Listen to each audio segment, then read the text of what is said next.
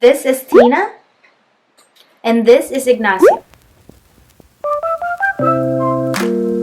Hi, I'm Kristen, and on this channel, we talk about long distance relationships. And on this episode, we are going to talk about Tinder. Tina and Nacho are going to help us discover if we could really find true love through an online dating app. So come on, let's give them a call.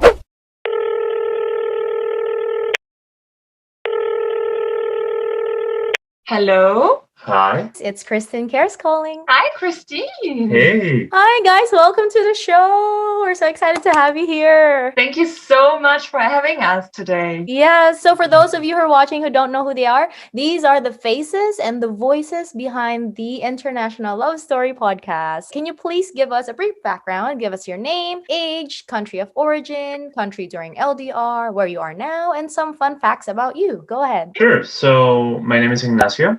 I'm 31 years old. I'm from Argentina. And when we started our LDR, actually, I was just moved to Miami, to Florida in the US. Yeah, we met there in 2015. Actually, we started our long distance relationship kind of like as friends, or Friends with benefits. yeah. So Nacho was in Miami at that time, and my name is Christina. I'm almost 30 years old. I'm going to turn 30 next year. I'm originally from Germany, and I was living in Germany when Nacho and I met. I was on vacation in Miami, where he was located and working at that moment we met. And yeah, the rest is history. Can you tell us how you guys met exactly? Honestly, it was kind of a surprise. I wasn't expecting too much with her, mainly because, and I'm being super honest, super truthful here, I had forgotten I swiped right on her. Actually. So where did you swipe? Yeah, I swiped right on you. On Tinder. Yeah, This exactly. is how we met. Yeah. That's how we met. So we met on Tinder, yeah. They met on Tinder and they met on a swipe right. Exactly. What about you, Tina? How did you just forget also that you swipe right, or you knew that you swipe right on? No, I knew that I swiped right with him. Because I saw his pictures on Tinder, and for some reason, I mean, normally I wouldn't. I mean, thinking about it nowadays, they're so cheesy. You could say so. But I saw his pictures, and I was so attracted to him for some reason. And but I remember that his profile in general was very interesting. So it wasn't what I was used to when using Tinder in Germany. Oh. And back in Miami, I was on vacation, with like vacation mood. And I decided to use Tinder, and I swiped right as well. And we had a match. And on my last day in Miami, we somehow managed to see each other. What? Whoa, that's cool, because not all people who meet in Tinder get to meet each other in person right away. Yeah, I think Exactly, it was the next day. So we matched, and then the next day we were ready. No, 2 days later. 2 days later. Yeah, because you had to work, and you have a meeting or something. Could be. Knowing him, most probably he went out with friends for partying. But that was 5 years ago, so he doesn't probably remember. But do you guys recall who messaged first? He did. He did. Yeah, he did. Yeah. He said, "I love your smile." This is what I remember. Oh. I love your smile. Like he was basically having a sense of knowing how to talk to women. Oh. And this really caught my attention. And I was like, okay, I really have to meet him before heading back to New York, and from there on heading back home to Germany. And this is how it developed. I don't know. I mean, I know that he wrote me first. He was very cute in what he wrote.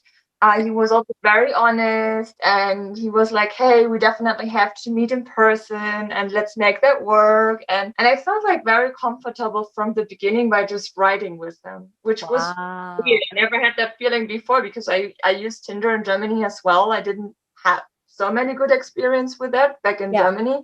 And then suddenly vacation, Miami, meeting this Latin American guy, and everything's changed from there on, basically. So tell me, how was the feeling when you guys actually met in person? Like, were you nervous, or was it just like a normal date setup? I think we were both pretty nervous. Tina more nervous than I was. Yeah. And probably, Yeah. I mean, for me, it was a new experience because it was the first time that a date actually picked me up on, in this case, a rental car, but that date actually picked me up, and it was not the other way around. Right. So I was a little bit nervous in the sense of like how forthcoming she was. Yeah. Yeah. I remember that. So I picked him up. I'm typical German when it comes to being on point. So I went to this apartment complex. It was a shady area he used to live at back then. Yeah. And I was just sitting in the car and waiting for him 10 minutes too early, texting him like, hey, I'm here already. And he took his time. So I waited maybe 15 minutes, maybe 20 minutes. I don't really know. I just know that he delayed a little bit. But this is nowadays I'm used to it. So nothing that's bothering me anymore. But back then I was like sitting in the car, my hands were so sweaty. And every single guy who walked past my car was like, oh no, that's not him. No, please, that's not the guy. I don't want to meet this guy. And suddenly he came around out of the building complex and he knocked the window of the car. And I was like, okay, it's happening. So what am I supposed to do now? And I was so nervous. So I opened the car. He got in and he looked me deep in the eyes and he was like, oh, you have wonderful green eyes. Oh. That's like, sweet. Oh, thank you. Your eyes are wonderful and green as well. And he's like, no, I have blue eyes. So. I was just like, my head was just, I don't know what I was thinking in that moment, but he made me so nervous. And then when we went to this place where, we had our first date, it was crazy because he gave me directions, but I wasn't able to follow them. So if you would say turn right, I would turn left or would just go straight because I was so confused and I didn't know what's happening. And my English back then was just okay. It's not as good as it's nowadays. But I don't know, I got loco, as you would say it in Spanish. Loco? Super loco. And from there on, I don't know. He just, from the beginning, I saw him and I was like, damn, something is happening with me. Yeah, you must have been really like nervous in your head. Like you just are not able to function properly because you met such a great person on Tinder, which don't always happen. So how was that? Can you guys compare how it was like to the previous people that you met on Tinder that wasn't so good to now meeting each other? Like, how are they different? Were they very different? Or was it like, I just knew this is like something special? I think it's different, the view of Tinder through the eyes of a man than through the eyes of a woman. I believe there is much more bad experiences for women in the app than for men. Yeah, in my case, I never had a bad experience with Tinder. The only thing is that, as a man, I believe that you have to try harder because there's just too much of an offer, right? And yeah, so it's, That's interesting.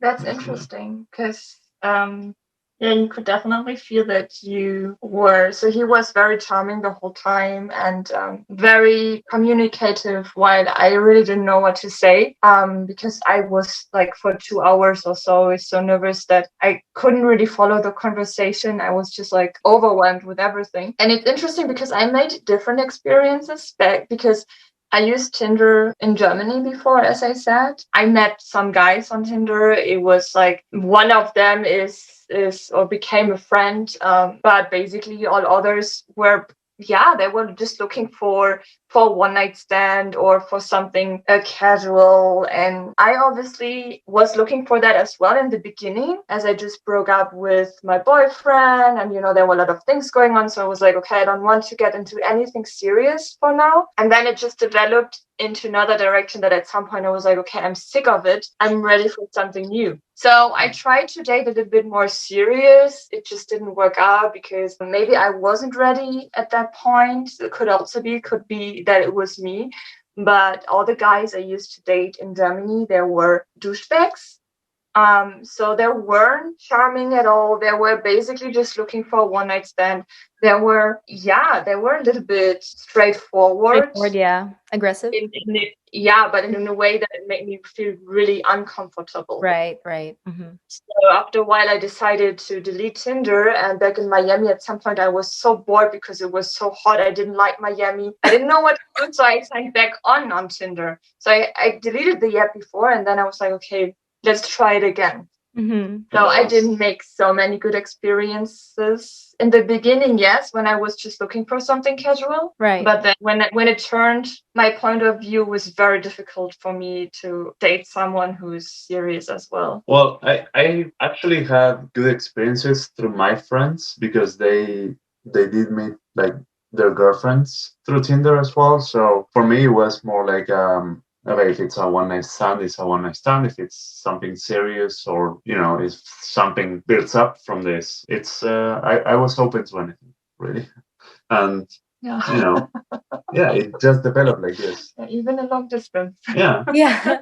Well, speaking of which, can you please tell us how long you guys have been in LDR since then? Like, how long was the span of time you guys were always separated? Right. So after we matched, and then we had that date. Then Tina went back to Germany, and we stayed as friends for about a year. Yeah, I visited Germany for the Oktoberfest one time, and then the next time Tina visited Argentina. That was in April 2016. Right. I went to Argentina for my 25th birthday. Yeah. And so we stayed, kind of like long distance relationship friends, you could say, for 1 year. And then when she went to Argentina, I decided, I told her like, hey, I think I'm falling for you. I woke up today and I was, I woke up that day and I was like, I'm developing real deep feelings for you. Yeah. So I feel like we should take it to the next step, to the next level. And that's how I proposed to her to be in a long distance relationship, to be boyfriend and girlfriend. Yeah, and from there on, that was in April. So in May 2016, we officially were boyfriend and girlfriend. A couple, yeah. And then we stayed 2 years as a long, almost. 9. No? In 2017. All right. Yeah. So what happened there? What happened in 2017? 2016, we saw end of 2016 November, we saw each other again in New York. So this is when he proposed without proposing. So that's another story. He was just like, hey Tini, why don't we just get married and then we can live together? And I was like, okay. So casual. Proposal.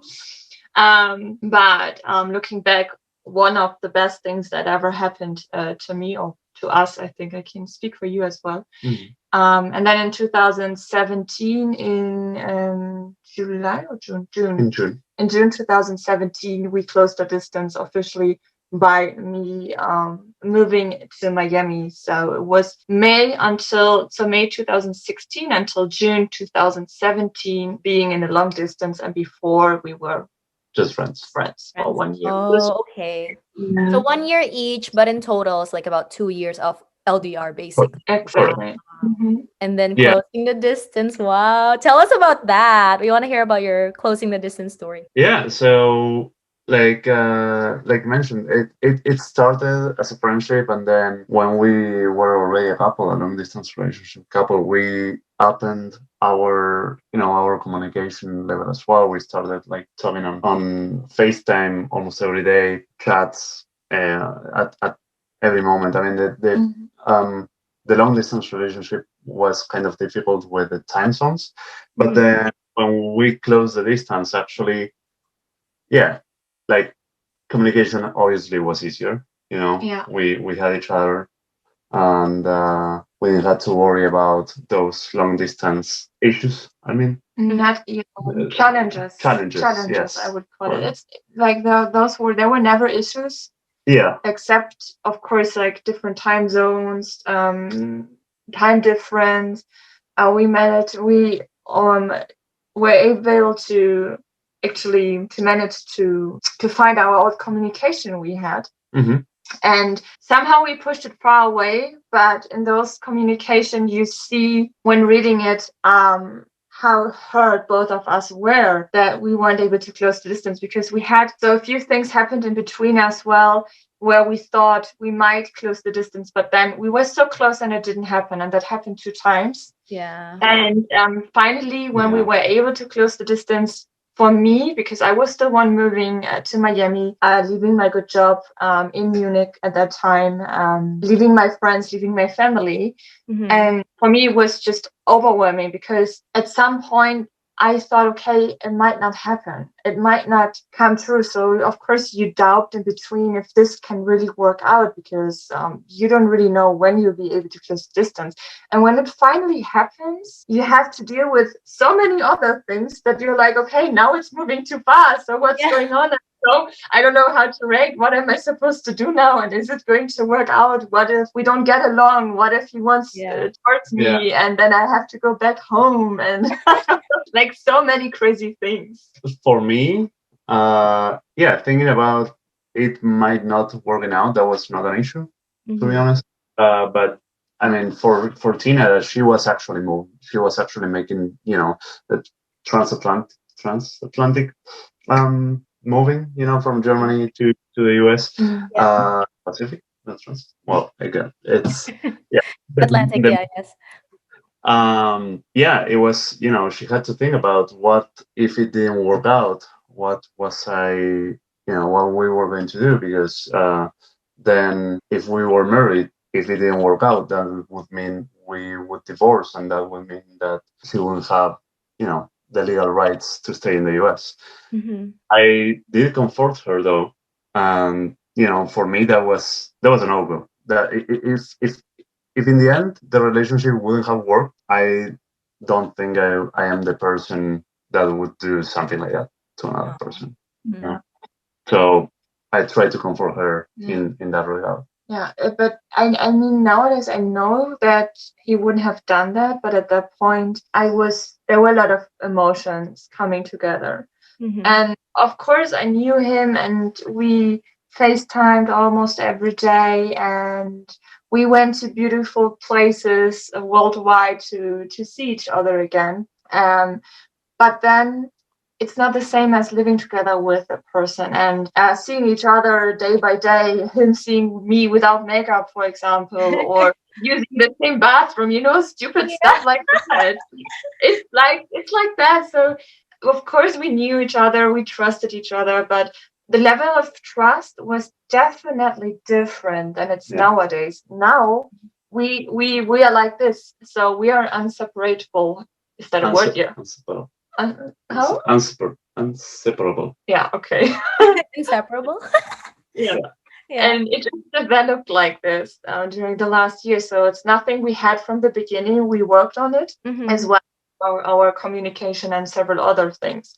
Now we got to a point where we communicate without using words. So it's just by looking at each other, which is great. But we didn't have it at that moment, when I moved. Exactly. It was just like, of course, I mean, now I know he would never have put me in a situation where I feel uncomfortable, or where I had basically to get all my things and move back to Germany from one day to the other. He would never have put me in a situation like that. But at that time, I was afraid that it might happen because we were still getting to know each other, to be honest. Yeah, for real, we, in total days, we had seen each other just around 2 months. Oh, wow. Yeah, that's pretty short. If you count the days we saw each other and we were with each other. And in all of those days, we were in vacation mode. Yeah. So it's not really the same as living together, Tell us some of the struggles that you guys actually encountered going back to when you just are experiencing things with Tinder differently. I know that some people who are watching probably the show are probably trying to look for love on Tinder or probably trying to look for something serious. And like you said, most often than not, it's usually just about one night stands or something quick. I guess what can you tell those who are looking for something serious on Tinder? Like, what were some of the struggles you encountered? What did you do to fix it or resolve it? And what are some of the tips or advice you can give them when they're on the app trying to look for maybe love or something true? So I know we are focusing on Tinder, but I would also say like keep your apps open.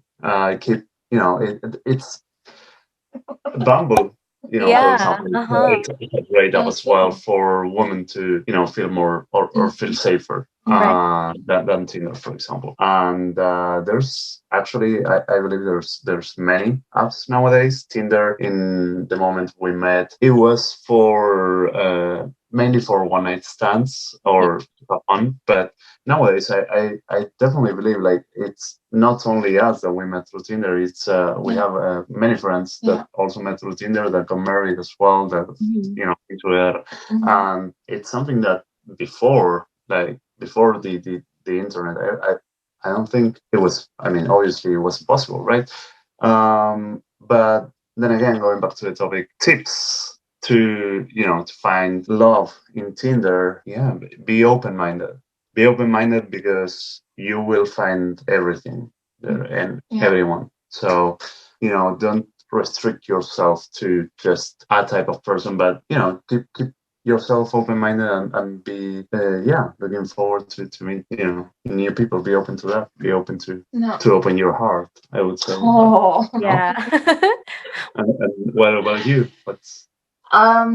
So yeah, basically what you said, definitely be open-minded. I mean, I wasn't really looking for someone. So when I was looking for someone, I didn't find anyone. And when I wasn't looking for anyone, I found him. So it's just like it's weird. And as he said, we do have friends that met on Tinder as well or other dating apps.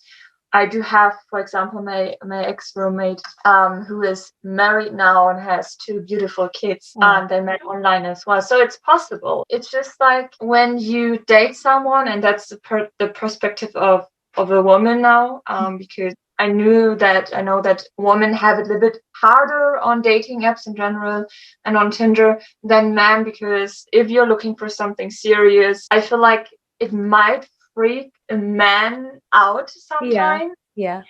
Especially if you're at age, because like for example, I'm going to turn 30 next year, so there are a lot of things switching in the head of a woman. So if you're my age, for example, I think you can have a really hard time to find your love on a dating app. But my advice would be don't waste your time with someone who's not worth it, if I could say so. I mean, it sounds a little bit harsh. Yeah. But you get a sense of who's serious with you and who's not. And if the person you're communicating with on a dating app on Tinder, if the person is not, I mean, you sense it in a way that the way he or she replies, that it could be something serious or not. And if you start dating this person and, for example, this person wouldn't show up or would show up too late or show up too late. Thank you. And basically sends you signals that he or she isn't really interested or have other priorities, then I think it's just wasted time and also wasted energy to put a lot of effort in it. So as soon as you realize, okay, it's more like on my end that I invest something, so there's nothing coming back, it's okay to say, okay, set yourself a limit and try something else. And sometimes it's even good to take a break from Tinder dating, because it can be very overwhelming after a time. You meet so many personalities that you're like, okay, what's going on? Like, wow. So maybe set yourself and be like, okay, what do I want and what don't I want? And then based on that, you either keep it running if you feel like it's going to develop in the right direction, or you basically just cut it. Building up on that, you mentioned something about like signs and like ways that you can figure out if they can be in a committed relationship. So what about for you too? Like what were some of the signs or some of the, like, I guess, green flags that you saw from each other when you were talking with each other through Tinder that made you say, oh, this could be something more serious than just a one night stand? Like what were some of the like being moments where you're like, oh my gosh, they said this or they said that, so that the people watching will probably be able to kind of tell and see or observe if the person they're talking to is possibly could be their boyfriend or girlfriend or wife or husband. Go ahead. So in our case, it started as a one night stand, to be honest, because none of us really thought that there could be something serious that's gonna develop out of that. So we basically took it very easy going in the beginning. But the moment I realized that he is boyfriend material, if you could say so, was when I was heading back home and I was sitting at the airport of New York and my flight delayed like I think 4 or 5 hours. But I spent a lot of time at the airport and I was texting with him the whole time. So he would send me pictures because he was just out for shopping. Yeah.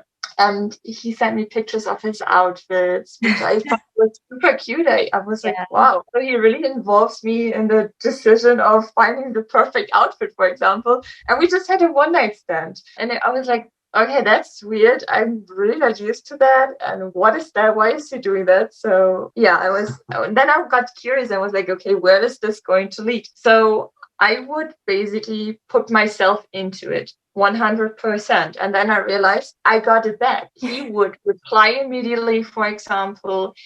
He would always ask how I'm doing, and he would always be very interested in what I'm doing, where I'm at right now. If like I'm out with friends, if I'm at a restaurant, for example, what I had for dinner, stuff like that. And it was like, he's asking very specific questions. Like those are not just questions. Anyone would just ask to have a small talk. Really interested in what I was doing and also how I was at work, my family. He always asked, hey, how is your family and how are your friends? And that's a question no one asked me before. I realized that he has a way of communicating with me. I would send him a message and he would reply to it immediately. And I wasn't afraid, like, oh, maybe I have to wait like maybe 2 hours. Yeah. Like stupid stuff you have sometimes from time to time if you feel like that this is the way to hook someone up, basically. Reel them in. Exactly. And I realized, no, that's not it. If I want to date someone, if I want to be with someone, I can reply immediately as soon as I have time. And I felt like at that moment that he was doing the same. He would reply me as soon as he had the time. And he would, as I said, ask very specific questions, be super interested in what I was doing. And I love that. And that was the moment I realized, okay, this is going to turn into something serious. And then one night, I dreamt of us getting married. And then I was like, whoa, okay, I don't know what's going on, but this is so weird. Something definitely going on with me. Mind blown. What about you, Nacho? On your side, like, what were some of the signs that you saw from Tina that you're like, oh, this is the one, like, or she's really special? Well, I mean, I can definitely agree on what Tina said right now, like about the interaction in between each other. It just never got boring, and then you could also say that it was always with respect, and I mean at the beginning, and then with love when we got to be a couple. So for me, coming from past relationships, I was looking for someone completely opposite. So I was looking for someone level-headed and someone I could trust on the distance. That was my main, as well, concern with a long-distance relationship. So I knew I could trust in her because the way she is, because the way she talked with me and told me about the things she did, or basically like the stories she told me, or how she enchanted me actually. Yeah, I mean, for me, was she was she's all I want. You know, Oh. she So sweet. um She's gonna cry. I just turned red like a tomato right now, and I put so much makeup on. I knew that this was gonna happen. Oh, you're and so so like this, Oh. actions speak yeah, more than words. definitely. So So important. for me, it was important that she was level-headed and she was trustworthy. And that was a Yeah. really good sign. Yeah, what I got from what you guys have said were on a woman's perspective, when a man is very consistent, very intentional, very specific on how he would show his concern or interest on a woman, that would really turn on a switch in a woman's brain and say, wow, this guy, like, he's different. And then for a guy's perspective, you showed him respect, you showed him your trustworthiness, you showed him how level-headed you were. And those were really good values and things that when you put together, it's like, wow, that really makes a good relationship. Even if you're in a long distance or not, that really makes a stronger bond. And I think those are really good signs that for those watch or who are watching, you guys can kind of take notes on those and like learn from Tina and Nacho and how they basically grew their love. So speaking of growing love, tell us about how you guys proposed and got married and all that stuff. Yeah. So it happened. Just happened. It just happened. I think it was with our fourth trip. Yeah. So the fourth trip. Yeah, it happened in New York, city which we both love.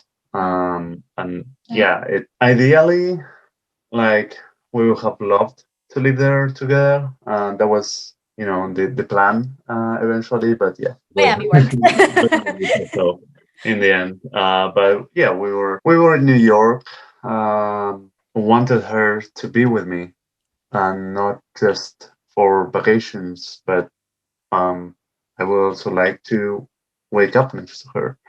And that's when I told her, like, hey, also recapping, right?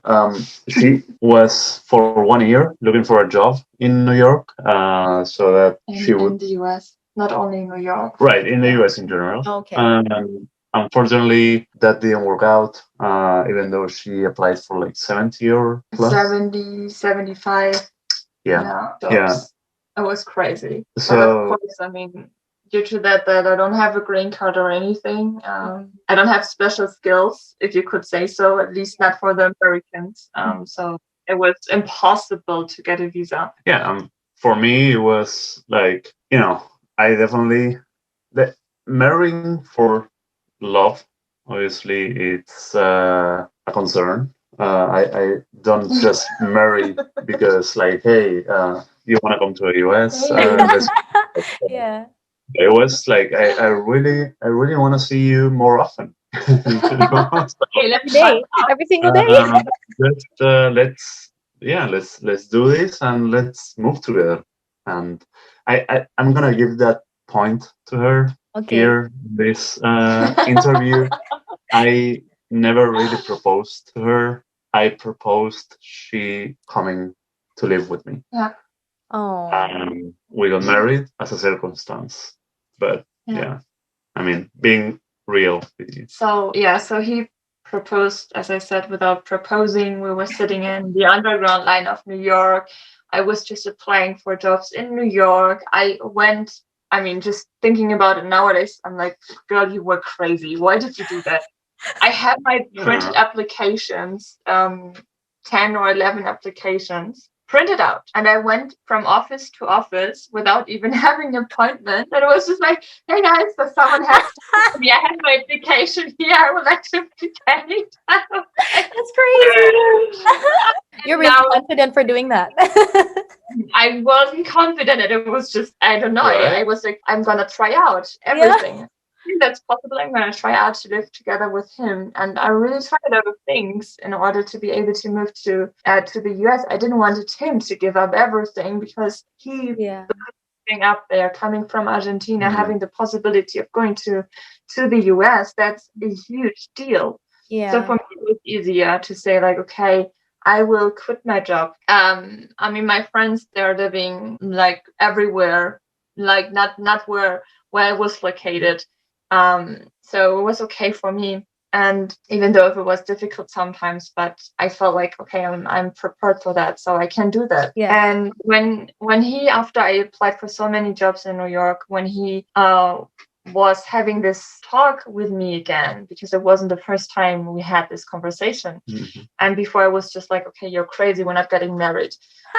Yeah, but that was, I had some, if you could say so, mini interviews in New York, and everyone was like, what are you doing? You know that this is super illegal what you're doing right now, right? Because you are in a tourist visa and you're applying for jobs in New York. So you better be careful with that. Thank you for coming, and bye. So with that, and I was like, okay, are we gonna be able, ladi. And in the underground line of New York, he was asking me again, hey Tini, what if we just get married and then we close the distance? And I was like, yeah, you know what? Let's just get married. Mm-hmm. And this is how it developed. I was in charge to prepare the wedding because we decided to get to marry in Denmark, which was easy as we are obviously an international couple.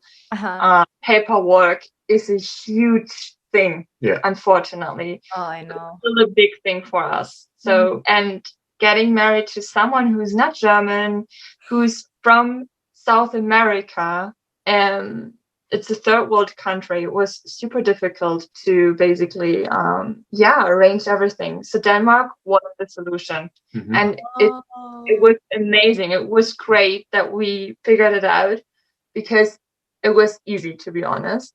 We just had to send in a few documents. We got a date as soon as we paid, I think, around 70 euros. So it was okay. And then, then I invited my family. I basically told them, hey, whoever wants to come can just join. I invited my friends. Whoever wants to come can just join us. It wasn't really planned or organized or anything. This is how we happened to marry in Denmark in March 2017 with 25 people. Nice. So a lot of my family members and friends actually came very spontaneously. They Amazing. really wanted to be there. Would you guys recommend Denmark for others who want to get married that are multinational couples that are from different countries? Would it be like a good idea to check it out? Yeah, definitely. I think so. Definitely. It's, I mean, they changed the regulations a little bit. It's a little bit, I wouldn't say complicated. I mean, compared to other European countries, still easy to get married there. But for example, we have, like, it's a couple we met through Instagram, and we had them also in our podcast. They are going to get married most probably in Denmark as well because it's so easy. Oh, wow. That's cool. From America, it's easy. I mean, you still have to send a few documents, you still have to go through a specific process, but there are wedding planners. I mean, people are earning a lot of money there in Denmark to offer you specific how would you say, programs and so to make it as easy as possible. And as soon as you find someone trustworthy there, you're fine. It's, maybe I shouldn't say it, but it's really easy to get married. It's good to know that. I didn't know that, and that's a good learning for me, because for those who are watching are probably going to benefit from the information you said about Denmark. So moving forward, we're almost closing to the end. Would you guys say that you can find love on Tinder, or if not, are there other apps or other tools that you can recommend to the people? Is it possible to find love on Tinder? Yes. I think it's definitely possible to find love on Tinder. And I would definitely recommend, of course, Tinder and Bumble, in my opinion. I never tried Bumble, but what I heard from my female friends is that it's great for them. It's less weird men, if you would say so. Less scary, I guess. At the moment with Corona and all that, of course, I would recommend I think Tinder even released like a FaceTime or Face Chat feature. So definitely, do that before date if you're not. Yeah. What about you? Yeah, I agree. I mean, as we said before, we do have friends that met on Tinder that are now married. Other friend of mine, that's married as well, 2 kids. I mean, if this is what you're looking for, if you really want to be in a serious relationship, just be a little bit careful, of course, as a woman. Yeah, but it's definitely possible. And as soon as you feel like you found a person who is taking you the way you are, just give it all and don't be afraid to do so, because I just can imagine how it is maybe to make some bad experiences on Tinder and the other dating apps. And being like, okay, from now on, just be super careful. But if you feel that this person is or could be the right one, just give it all. And then from there on, it's just gonna develop. So definitely you can find your love on Tinder or any other dating app. I just know Tinder and Lavu. Lavu is European. I think it's European. It's very similar to Tinder. I just know it because my brother is using it. Sorry. Oh, I said it. No. Okay, so we're almost ending here. Can you please give our audience some words of inspiration, some encouragement, or words of advice, even that you would want them to take from the show or from this episode? Like something you might have learned or something that you want to tell them before they dive into something serious in Tinder, or just whatever that you want to share. I would like to share that for me, if you want to start a serious relationship with someone, you must first learn to love yourself. And once you love yourself, you will be capable, of loving others and of having a healthy relationship. And adding to that, a very open communication also helps a lot. Like, don't be afraid of saying anything that crosses your mind, because that's the only way that the other person will get to know you. Your real self. Can only agree to that, especially communication. Communication is key between us. Like, it was always a big topic. Yeah, the thing. I mean, if you can't communicate, and it doesn't even have to be with words, as we said before. It could also be like a feeling between two people, and if this feeling is weird, or if it doesn't feel right, maybe it's not the right person. But listen to yourself as well. And if you feel at some point that this is just gonna lead into, in your opinion, the wrong direction, it might be better to look for something else then. But if you feel like this person is serious with you and communication is high level and the respect is there between those two people. For the viewers who are in their long distance relationship, especially dealing with the pandemic and all the distancing, what are some of the tips or encouraging words you can give them before we finish off our episode today? Yeah, the biggest tip we could give is don't be afraid. Keep on moving. You've made it quite far already, even though if you feel like you're not gonna be able to close the distance soon, so that you'll always figure out a way, and there's always a plan B or always a plan C or plan Z. Just keep on, don't give up if the feeling is there, if you feel connected, if you feel like this person is the right person for me. Yeah, and then fear is natural. So I would say learn to embrace it, but then again, you can also reflect, for example, on the past or what you have worked together with your couple in the LDR, and see how far you've come, and picture how far you can get. If you give up to against fear. Thank you so much for those amazing words. They really inspired me too, like as a as a host, not just as a friend of yours, but that really inspired me, and of course would help me in helping others in this channel and the people that are watching us today. So before we end, please promote yourself. Tell everyone where they could follow you, your podcast, anything that you want to share to them so that they can go and check you out. Go ahead. Of course. So she's the mastermind.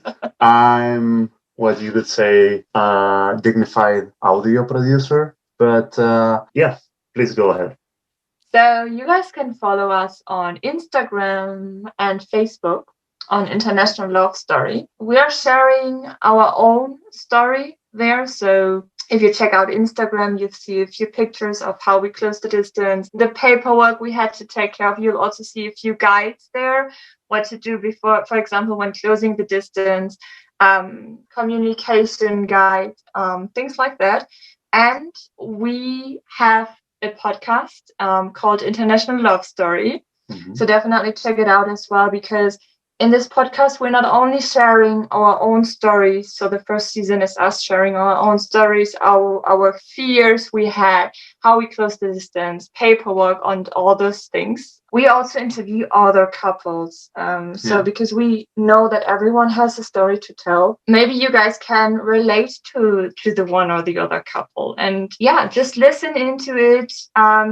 Feel free to ask us some questions as well.